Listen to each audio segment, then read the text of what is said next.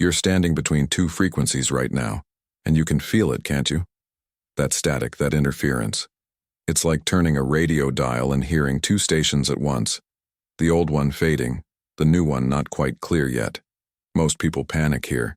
They think the noise means they're failing. But here's what nobody tells you. Uncertainty is the signature of expansion, not proof you're lost. That discomfort? It's not regression. It's recalibration. The first sign your new reality has begun isn't the big win or the sudden breakthrough.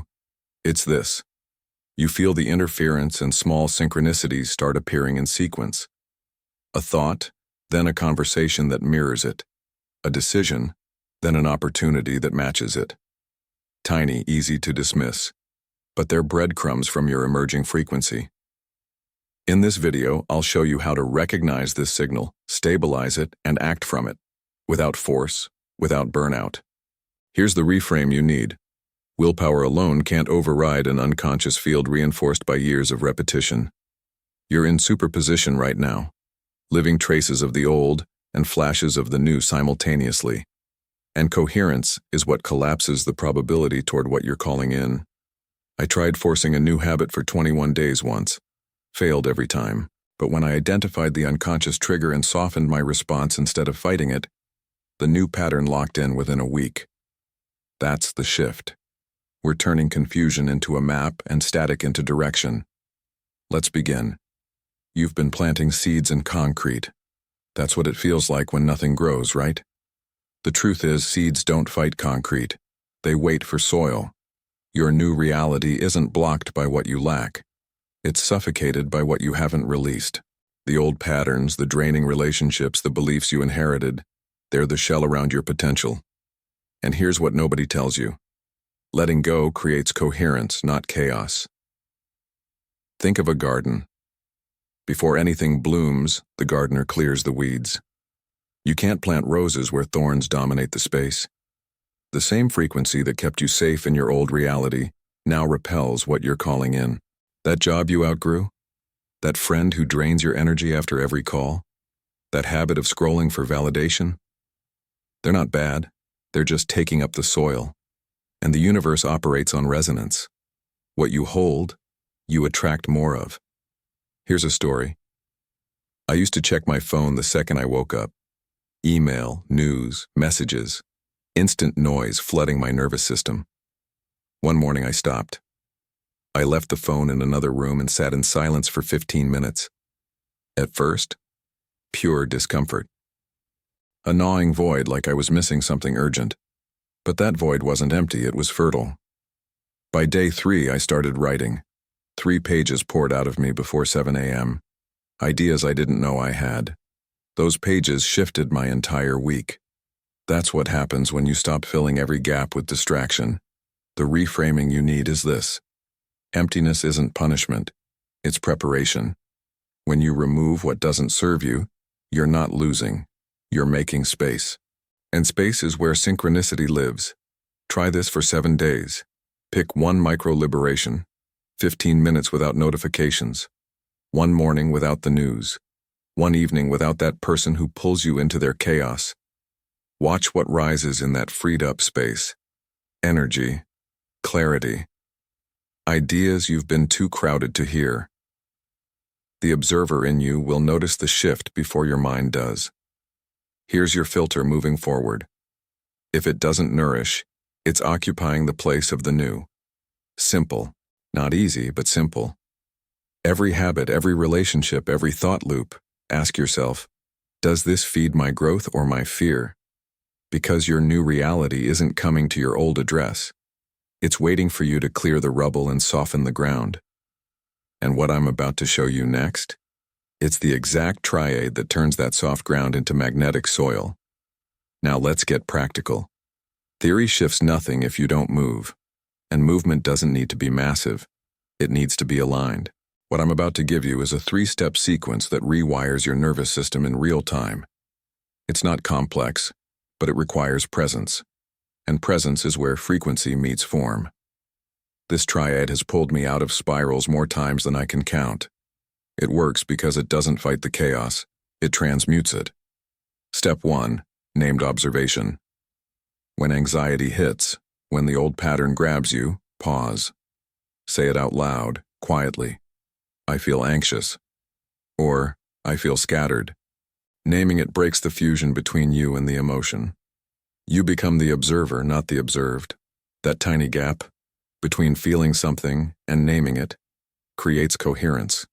It tells your system, I see this, but I'm not drowning in it. 2 seconds.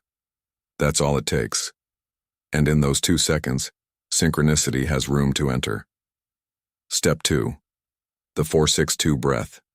Inhale for 4 seconds. Hold for 6. Exhale for 2. Do this for 2 to 3 minutes. I know it sounds mechanical, but here's what happens. The hold activates your vagus nerve, your body's reset button.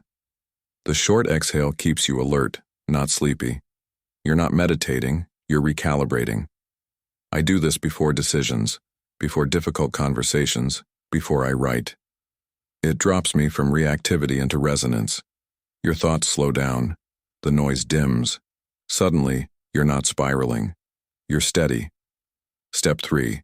The 15-minute swap. Every day, trade one draining habit for one nourishing action.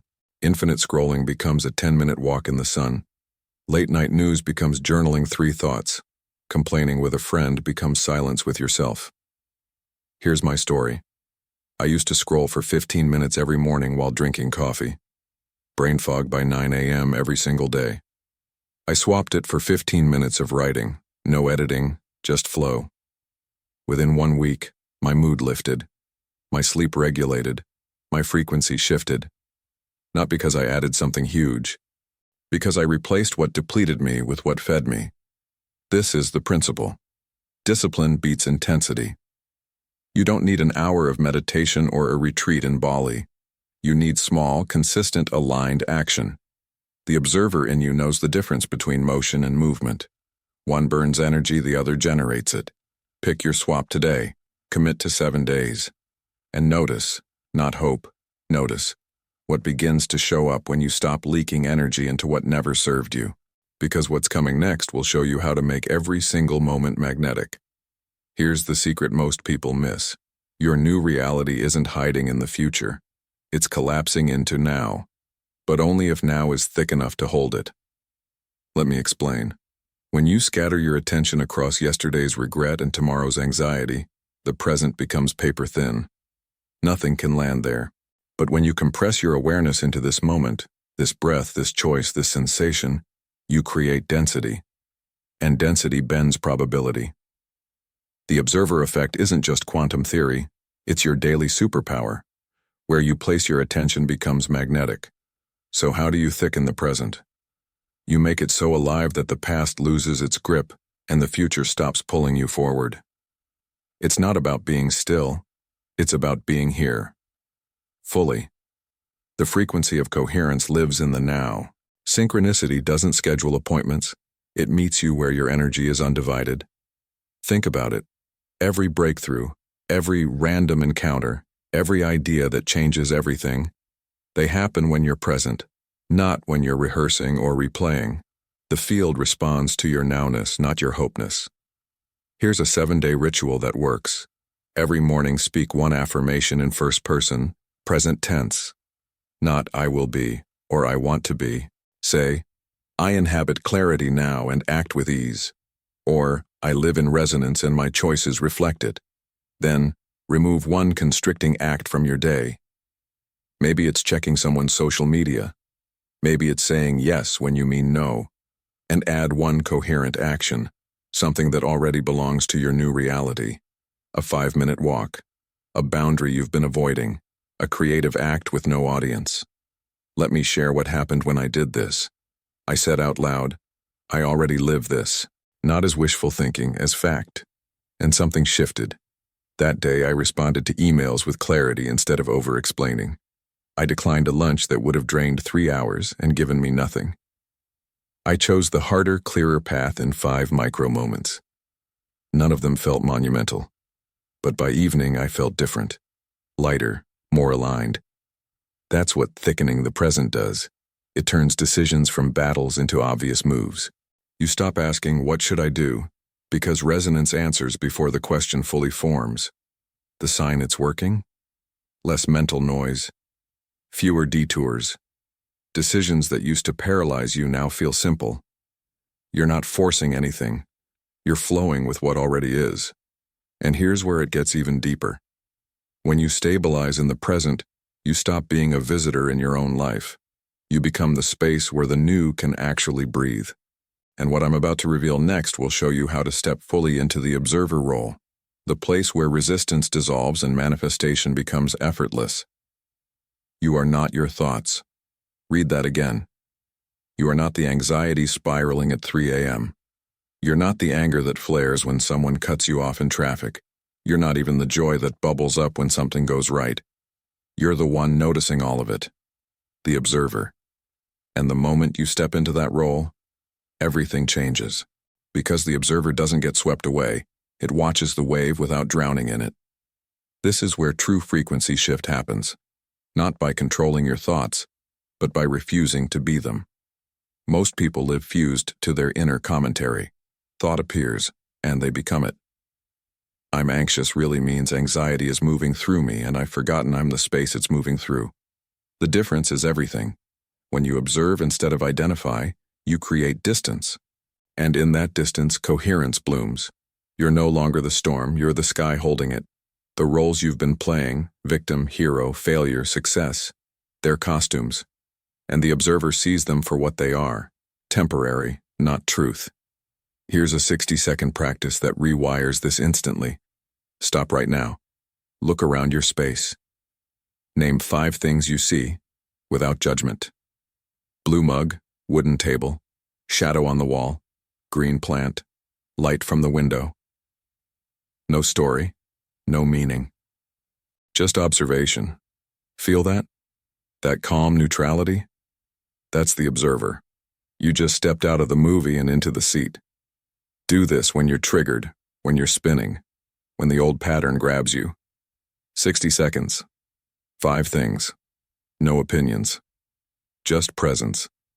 It short-circuits the identification loop and drops you into resonance.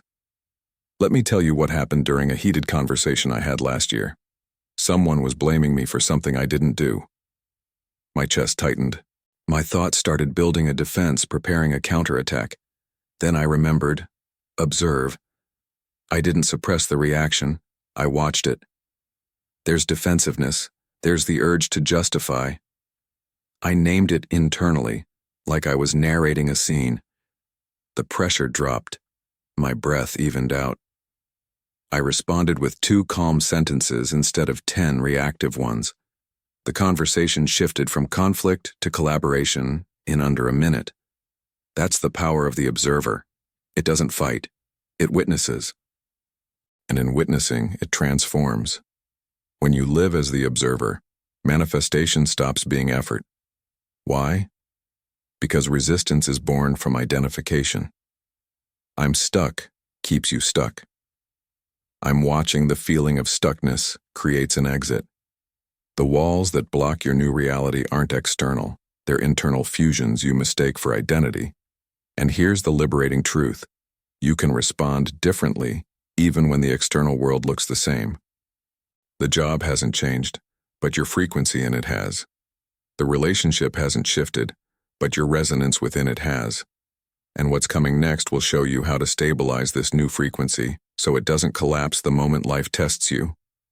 The same pattern showed up again, and you thought you were regressing, right?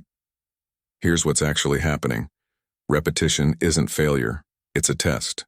Life doesn't spiral you backward, it circles you upward, bringing the same themes to different altitudes. Each time that trigger appears, that old wound gets poked, that familiar chaos tries to pull you in. It's not proof you haven't changed. It's proof you're stabilizing at a new frequency. The question isn't, why is this happening again? It's, how am I responding differently now? That's where coherence becomes permanent. Think of it like this. You've tuned to a new station, but the old frequency still broadcasts nearby. Sometimes you catch static from it. That doesn't mean you've lost the signal. It means you're learning to stay locked in despite interference. This is the stabilization phase. It's not glamorous. It doesn't feel like breakthrough. It feels like maintenance. But maintenance is where mastery lives. The synchronicity you experienced last week? It only becomes your baseline when you can hold it through the mundane, through the repetitive, through the moments that test whether this shift is real or just a peak experience. Here's your daily resonance ritual. 15 minutes broken into 3 parts. 5 minutes of alignment. Breathe and anchor into one word that represents your frequency. Clarity, ease, trust, flow. Say it silently with each exhale. 5 minutes of coherent action. Do one small thing that belongs to your new reality. Write 3 sentences. Stretch your body. Send that message you've been avoiding. 5 minutes of registration. Journal what you notice. Not what you hope. What shifted. This loop trains your nervous system to recognize and repeat the new pattern. It becomes automatic, not effortful. Let me share what happened in week 3 of my own shift. The same trigger that used to send me into a 2-day spiral showed up. A critical email. Tone that felt attacking. Old me would have stewed, drafted 6 versions of a defensive response, lost sleep. This time, I felt the familiar tightness in my chest, but my response was 30% calmer. I waited 2 hours instead of 2 minutes. I wrote 3 clear sentences instead of 3 defensive paragraphs. That's advancement, not perfection, evolution. The observer in me noticed, I'm recovering faster. I'm not immune to the hit, but I'm not knocked out by it either. That's stabilization. And here's what nobody tells you. Your state doesn't just affect you, it ripples. You become a tuning fork in the shared field. When you stabilize in coherence, environments begin adjusting around you. Conversations shift. Opportunities appear. People who match your old frequency fade. People who match your new one find you. The indicator you're locked in? Quick recovery after deviation. You slip, but you don't spiral. You feel the pull, but you don't fall in. And that right there is the first undeniable sign your new reality has begun, because you're no longer reacting from the old one. So here's your move. Choose one frequency word. Love, peace, clarity, or trust. Pick the one that makes your chest open, not the one that sounds spiritual. For the next 7 days, use it as your decision filter. Before you say yes, before you scroll, before you react, pause and ask, does this increase or decrease my word? That's it. No complex protocol, just one filter, applied consistently. You're becoming the anchor of your new frequency now. This isn't about waiting for external proof anymore. It's about embodying the posture internally until the outer world has no choice but to reorganize around you. The observer in you recognizes resonance before the mind does. Trust that. And here's how you know it's real. If the static showed up, if you felt the interference between who you were and who you're becoming, congratulations. That's the first sign. Your new reality has already begun. The synchronicities will follow, the clarity will deepen, the coherence will stabilize. You're not hoping anymore. You're inhabiting. Now drop a comment. What's your frequency word? And come back in 48 hours to share the first synchronicity that appears. Save this video. Practice the triad this week. And if you're ready to go deeper, if you want to know what only 0.1% of people feel when the universe confirms your graduation, click the video on screen now. Let's go.